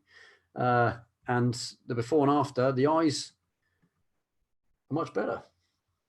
Digital darkroom is great. I agree. Yeah, absolutely. Absolutely. I mean, I'm from the era. I did photography in the darkroom, hated it. Absolutely hated it. It just took too long, and it was, I'd get bored easy. You know, I used to love the photography back in the day, and always have done, but the darkroom stuff kind of bored me a little bit until digital photography and digital editing came into effect.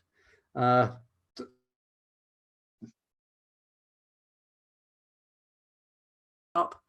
So let's have a look, see what color lookups we've got that would benefit this image. These are like LUTs, what you find in films. So we can make the entire image, if you like. My thing saying that I've got an unsteady internet connection at the moment. So if the internet goes down, guys, I apologize. It should come back in. So I can find a color lookup that might help the image. You don't know, you can turn this right down and move it up ever so slightly to a point where you think it works well. So crisp warm look is good. Crisp winter look, maybe. Different color lookups. I like that. How did you get to that, Andy? Because this again is an adjustment layer. So just double click or right click on your adjustment layers and go down to color lookup. Is there, look. Okay. And from there, you can have more than one. Obviously, you can change how much of the look you want. A lot of people don't know that these are even there. You know, this is a very good film kind of look. If you look at that, you've got some really, really nice blues, and the oranges are still there. It's completely down to anyone. Edgy amber is one I like to use. I don't use it like this, obviously, but if I turn it right down and bring it in ever so slightly, it does add a nice kind of, what would we say, golden hour kind of look. Yeah, warm look. Yeah, absolutely. So if I just turn it off, it's only affected ever so slightly, but it affects the whole images. Sometimes when I do composites, for instance, this will be my last step. So what I'll do with a composite is put everything together, and then to bring everything together color-wise, I'll use a color lookup. Does that make sense? Because it will bring everything in together, and it'll make the picture stand out more. So when you go through Facebook and you see a lot of composites of lots of different images plonked together, and they kind of don't look right together, this is a step you can take to make it look like it should all be together. Does that make sense, Jed? Yeah, it does. So it's a good thing. I'm actually going to go back to, I like that crisp winter look, like that. So just there. And the other thing you can do is to bring a bit of the skin tone back, is just mask the skin out. So if I want to bring a little bit of the skin tone out, just back, just there. Let's put the flow up a little bit. I froze. Yeah, sorry. My internet connection is pretty damn slow. The youngster's probably on the computer upstairs as well. Hopefully I'm back. Let me know what you missed, if anything, guys. I'm doing that. Look, I'm not even affecting it. So there, Jed. Sorry, I was doing that, and I wasn't even affecting the body.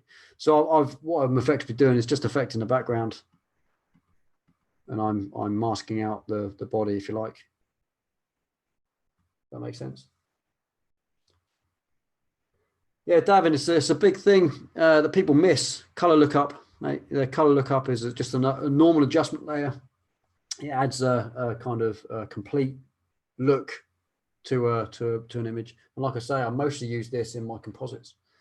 Composites that you add a color lookup right at the end, kind of make the image look all combine all together, so the color all looks the same. Are you still there, Jed? Yeah, I am, mate. Oh, you are. Sorry, yeah, my internet connection is playing up. I keep getting a warning saying my internet connection is a bit laggy, so I do apologize. It's probably the teenagers probably kicked in a game upstairs, I'd imagine. Let me just make sure I've got enough. That's good. So yeah, love that. What do you think? Yeah, very nice. The last thing I'm going to do is I'm actually going to save that. So if I Control S, and let's just hit on there, Control S on that. That's going to save, and that will actually bring me back into, let me just check first before it does that. Bring me back into Lightroom. Now the second image in Lightroom. So let me now share, new share, Lightroom Classic. That brings you back into Lightroom. Can you see Lightroom there, Jed? Is that back on? Yeah, I can. Yeah. Okay. So we've now got two of those images. One before, which is this one, which is the DNG. You see DNG there, and the one we brought back from Photoshop there. Crisp, a lot better. I'm going to do a slight edit on this. So if I zoom in on the skin now and use the clarity, the texture. Bring the texture down ever so slightly, not a lot, ever so slightly. That is going to do a natural looking skin retouch in Lightroom. But like I said, I wouldn't use that first. I get rid of the blemishes first, otherwise they're going to be there. You're just going to have to redo it later. Very good end image. Cheers, Chaz. Very simply done there. And I'm then going to add a post-crop vignette from here. And a good amount of this with a bit of feather is going to then give me that final image. And that's the kind of edit I'll do for a portrait, slightly bit more intricate than a landscape, although I have been known to use Photoshop for landscapes as well. Depends if I need to remove anything, to be honest with you, because I do sometimes remove things that are detracting or distracting in an image. That was the before, and that's the end image. You don't have texture. Yeah, you've got an older version, unfortunately, Melanie, unfortunately. The clarity will do a similar thing. If you've got clarity, bring that down ever so slightly on skin. I tend to do that anyway with things like wedding images. I'll bring the clarity down ever so slightly. Not generally the texture at that point, but that makes sense. Makes sense, Jed? Yeah, it does. Cool. Yeah, Was that, hopefully that was a good edit for everyone. Yeah. Like I say, something different if you're doing portraits, something slightly different to what you might do with landscapes using Lightroom and Photoshop. Let's have a look at my nephew's image. Now, this is a JPEG. Obviously, the quality is actually pretty darn good, to be fair. Not too bad at all. I'm going to do a quick edit on this one. You can see that this flower is the focus, dead center of the image, which is great. I'm going to do a crop, which is going to put that probably on a rule of thirds and give this a general edit. Now, the first thing you notice about this image is that the contrast is kind of gone. There's not a huge amount of contrast. I think it's probably because it's shot probably midday. You can see the sun's coming in from the top. I would imagine this is probably at midday, so it's kind of almost like washed out. So let's have a look at a bit of contrast in there. And already you see that image just pop. The colors start coming back. Let's add a little bit of dehaze. And already you've got an image there that, okay, we've darkened down the stem of the branch there, but we've already got a good amount of color and contrast back in the flowers there, just with a couple of sliders. Dehaze is amazing, by the way, guys and girls. Before dehaze, I don't know what I did, to be fair. We're going to bring up the shadows, and that's going to bring all that back in the tree stem just there. And I'm going to do my crop now. I'm going to go for a 16:9 crop, bring it in ever so slightly. I don't know why it's done that. To about there. I'm going to make the flower the focus. I know what it is in the background there. They look like hills in the background there. I'm going to make the flower the focus. And let's have a look. Maybe the whites and the darks. See what that does. It's there. Bring the highlights down. See, now the highlights coming down a bit. Brings a bit of the sky back. See that sky there? So I'm going to actually bring that right down the end there. This isn't an image that I'd want to replace the sky with, only because the flowers just behind this one here, all kind of out of focus. Obviously, pretty close to the flower there, with whatever lens you use there, Reese. That's a good picture. But if you're going to change the sky out on an image like this, you'd find it really difficult with all these out of focus elements. it would just be really difficult. Not impossible, because nothing's really impossible, but it would be really difficult. But we've got some of the sky back now. Look, we can add some more of the sky back. It's going to add a bit of grain. I don't know if you can see that there. We've definitely got chromatic aberration there. Look at all that there. That we're going to sort that out in a bit. The purple next to, that's where we have extreme sort of highlights next to sort of darker areas. You get the greens and the purple sort of the aberration there. We'll have a look at that in a bit, see if we can get rid of some of that. Being a JPEG makes it really difficult, and you see quite a bit of grain there. Look, if we use the denoise in Lightroom, we may potentially make this look a bit plastically. I don't know. We'll have to have a look in a second. It is a JPEG. The raw version might have been slightly better if you have that anywhere, Reese, if you're shooting raw, or if not, start shooting raw, mate. Start shooting raw. By the way, Reese is my nephew who lives up north, bless him. Let's add a bit of vibrance back in there, get some color back in there. These are my usual edits, guys and girls. Just going to quickly go through sharpening. We have a bit of sharpening. Remember, the more sharpening we add, probably the more we're going to have to do noise reduction. Let's see what we can get out of our noise reduction here. What I tend to do is a rule of thumb that I tend to use. I know a lot of other photographers use it as well. Between sharpening and noise reduction, you need the amounts to add up to about 100. So if we're going to use 66, we can use 35-ish. See if we can get some of that back. We might need more noise reduction. Take the sharpening down a little bit. And that's probably where I'd take it. So if you look at the dark areas, much better than it was. If I turn that off, you see the difference. We have lost a bit of texture, but we've also lost a lot of the grain. A lot of the noise is gone, which is what we were after. And remove chromatic aberration. Let's see if we can do anything with this. Might have to go manual. There we go. So sometimes using the automatic profile correction isn't going to work always, especially with JPEG. We don't really know. Do we know what camera we were using? No. So it wouldn't pick it up anyway. So using a manual selection there, we can actually get rid of quite a bit of that. I'm just trying to get rid of the purple fringe. I'm not worried too much about green because I can't really see green in there. But definitely the purple fringe. It's about there. Done.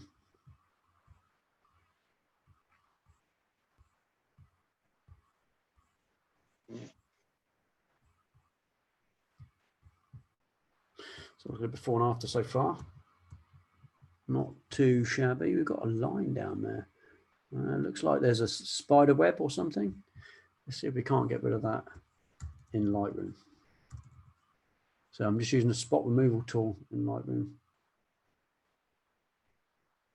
Does a fairly good job. Little bits like this.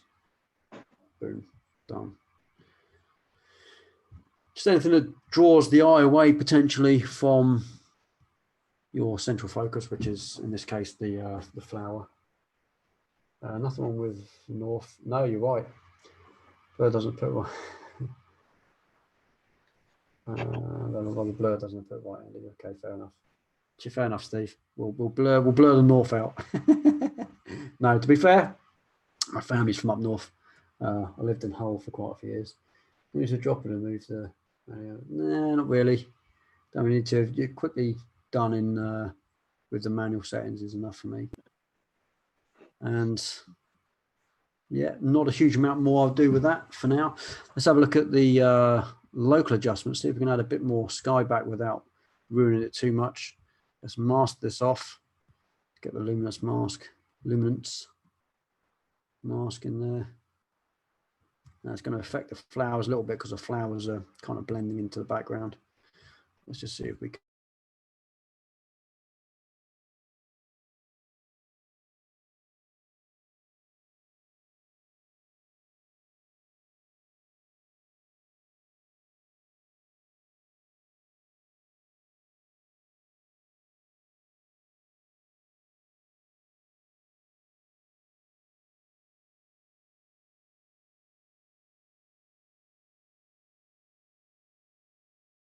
You froze, Andy.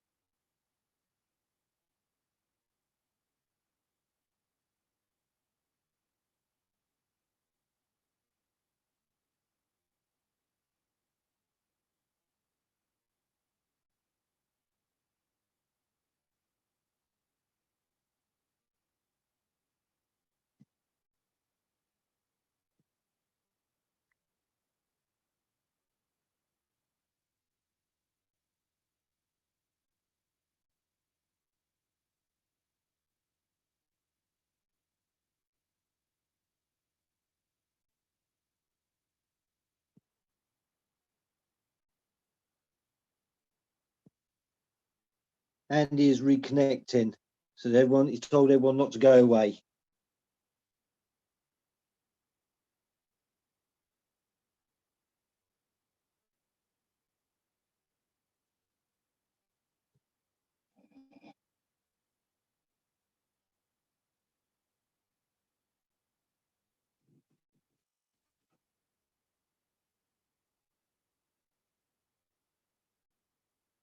Yeah, mate, you all right?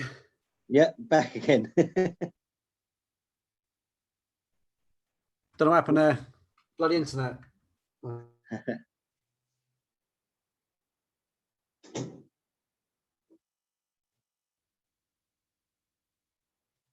You froze again, mate.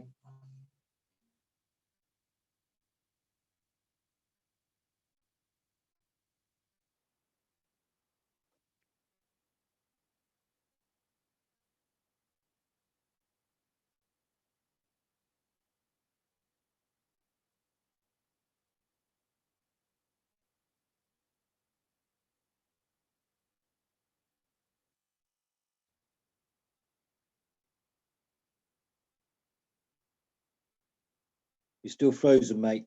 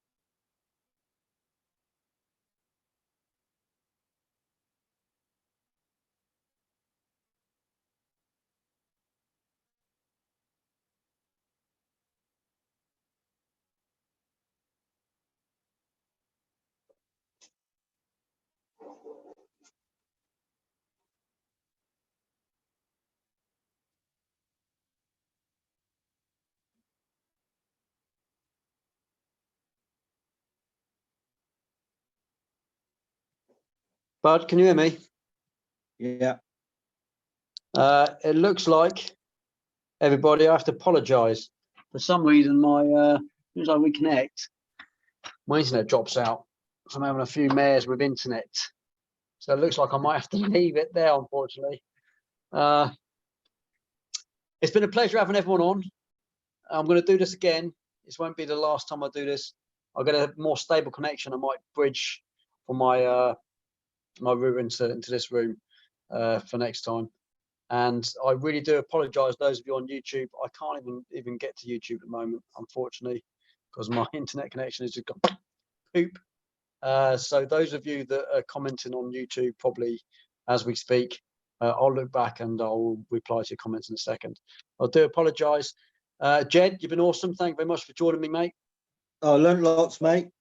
Good. I'm going to do obviously this. There's a lot more pictures I wanted to do today, so I'm going to set up another live screening live stream to do a similar thing with the other images, and hopefully I'll get Paul's images as well. Thanks, Paul, for sending those through. I know you've sent them by email again, and we will redo this. Hopefully, learn a bit more together next time. If you want to join me like Jed did live, you can do this if you go onto my Patreon.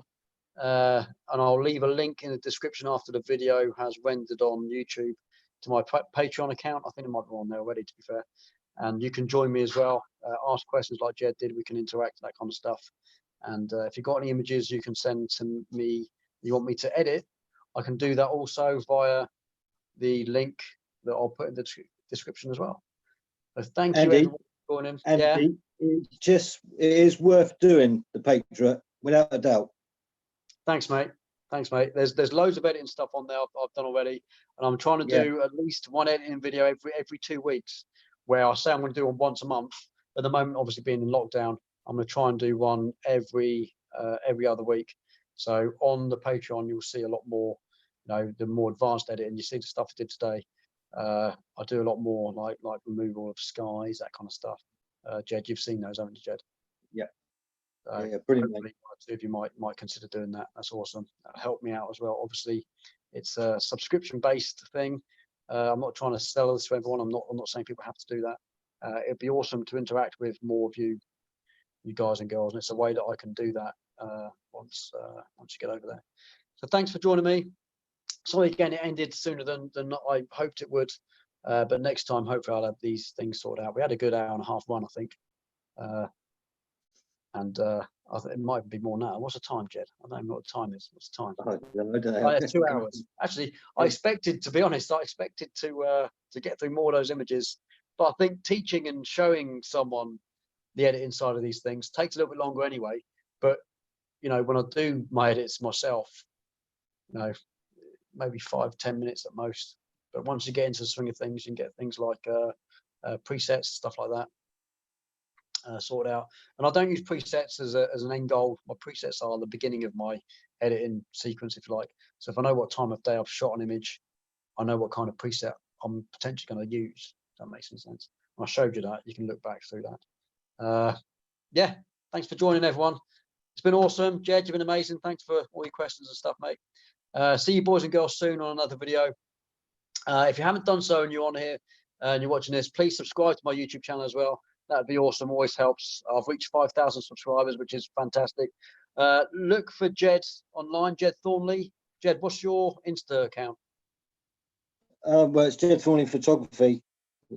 Okay, good. Look for Jed on Instagram and anywhere else online. You've got a website, Jed, as well, haven't you? What's your website? Yeah, it's Wex. It's Jed Thornley Photography. Wex. Cool. Excellent. Okay. So look out for Jed online. If you're a Patreon, or if you're a patron of mine, always give you a shout out. And obviously, if you're live, you can do that yourself. Saves me the work. So take it easy. Stay safe, guys and girls. Wash your hands. Stay indoors. All that kind of stuff. And hopefully see you all soon. Take care. Cheers, Jed. Thanks, mate. Cheers, mate. Bye.